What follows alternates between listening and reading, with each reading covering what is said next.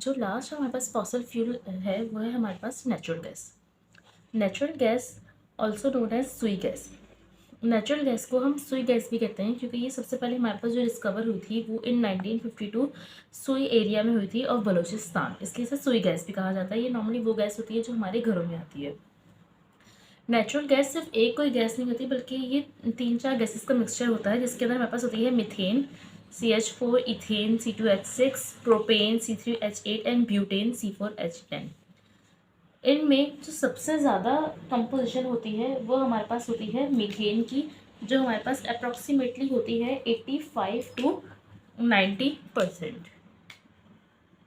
Methane की composition सबसे ज़्यादा होती है कितनी, 85 to 90%, और बाकी का 15 to 10% जो होता है वो हमारे पास इन 3 गैसेस का इसके अंदर शामिल होता है। अच्छा, जो हमारे पास पेट्रोलियम था वो हमारे पास मरीन एनिमल्स के रिमेन्स से हमें मिलने वाला फॉसल फ्यूल था, लेकिन जो हमारे पास नेचुरल गैस है वो हमारे पास मरीन लाइफ में जो हमारे पास माइक्रो ऑर्गेनिजम्स पाए जाते हैं उनके जो रिमेन्स होती हैं उससे हमें नेचुरल गैस मिलती है। तो पेट्रोलियम और नेचुरल गैस में ये फ़र्क है कि दोनों ऑल्दो मरीन है, लेकिन जो पेट्रोलियम है वो हमारे पास मरीन एनिमल्स से ऑब्टेन होती है, जबकि जो हमारे पास नेचुरल गैस है वो हमारे पास मरीन माइक्रो ऑर्गेनिज्म से ऑब्टेन होती है। कोल, पेट्रोलियम और नेचुरल गैस, अगर इन तीनों की बात की जाए तो सबसे बेनिफिशियल जो होता है हमारे पास वो नेचुरल गैस होता है एज अ फ्यूल।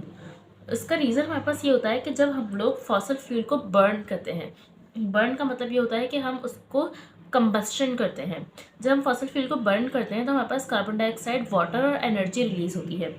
तो जो हमारे पास पॉल्यूशन क्रिएट होता है वो नेचुरल गैस में बहुत ज़्यादा कम होता है as compare to the other two, यानी कि पेट्रोलियम और कोल के अंदर हमारे पास पोल्यूशन बहुत ज़्यादा क्रिएट होता है। जैसे हम कोयला जलाते हैं तो बहुत ज़्यादा धुआं निकल रहा होता है, या हमारे पास जो है वो गाड़ियों वगैरह से भी बहुत ज़्यादा जो है वो हमारे पास पोल्यूशन क्रिएट होता है। लेकिन जो नेचुरल गैस होती है इसकी कंबस्शन से, इसको जलाने से हमारे पास बहुत कम पोल्यूशन क्रिएट होता है, इसलिए ये ज़्यादा बेनिफिशियल सोर्स ऑफ एनर्जी होती है as compare to the petroleum and the coal.